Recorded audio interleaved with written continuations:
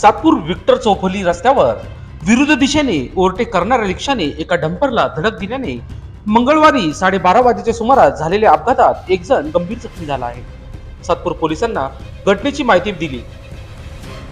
सविस्तर वृत्त असे, मंगळवारी दिनांक 1/2/2024 रोजी डंपर क्रमांक MH15 DK 4847 हा डंपर नाशिकच्या दिशेने सातपूरला येणारा डंपर सातपूर चौफुलीवरून चुकीच्या दिशेने भरधाव वेगाने आलेल्या रिक्षा क्रमांक MH15 FU 0957 गाडी चालकाचा ताबा सुटल्याने डंपरला धडक दिली. मात्र कुठलीही जीवितहानी झाली नाही. यावेळी हा अपघात बघण्यासाठी मोठी गर्दी जमली होती.